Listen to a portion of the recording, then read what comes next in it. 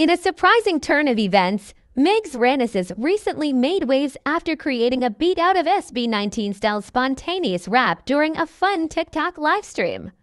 The clip that went viral shows Stell effortlessly improvising a rap verse, prompted fans to marvel at his quick wit and musical talent. Itlog ni Pablo, ngayon kanya binabalatan. Kanina lang pinapainit niya doon sa tubigan. Tinatapon niya ang balat sa lamesa. Kanina pinapaikot niya, ngayon ano pa ba? Kinakain ang maliliit na balat kasi may nakadikit pa na konting laman. Pero pag tinignan mo ang itlog niya, ngayon nabiyak na ang kalahati, kita na ang laman. Itlog ni Pablo ay binabalatan. Itlog ni Pablo ay binabalatan. Itlog ni Pablo ay binabalatan. Itlog ni Pablo ay binabalatan. Kinain niya at sinubo niya ang kanyang itlog. Sige, tanungin natin anong lasa ng kanyang itlog. Masarap ba? Masarap. Malinang na. Itlog ni Pablo masarap at malinang na. Tinatanong nila kung pwede bang matikman. Hahayaan mo ba 18 niya na matikman? Patikin mo ba sa 18 niya? Itlog ni Pablo na malinang na. Itlog ni Pablo. Itlog ni Pablo. Itlog ni Pablo.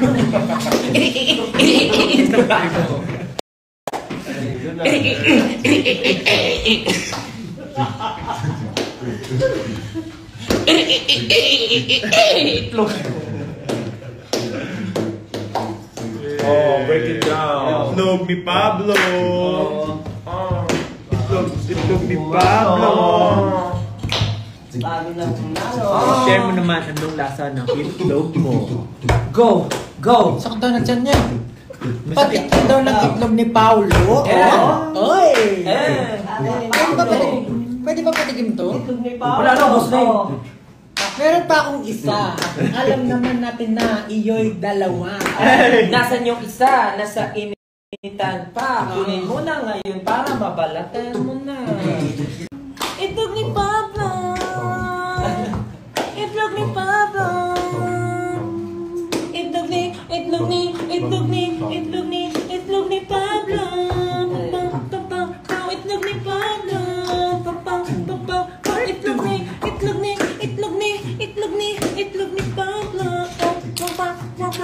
Break time. Dance break.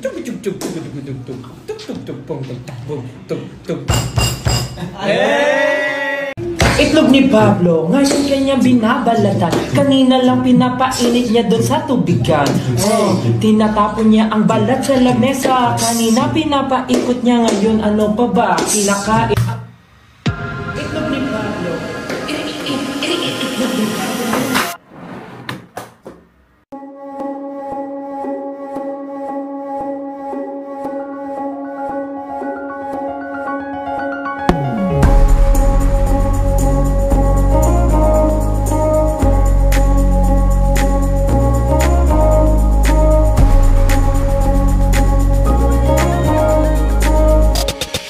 Ni Pablo, ngayon niya binabalatan. Kanina lang pinapainit niya dun sa tubigan. Tinatapon niya ang balat sa lamesa. Kanina pinapaikot niya, ngayon ano pa ba? Kinakain ang maliliit na balat kasi may nakahihigit pa na konting laman. Pero pag tinignan mo ang itlog niya, ngayon ang biyak na ang kalahati, kita na ang laman. 1, 2, 3. Itlog ni Pablo. Itlog ni Pablo.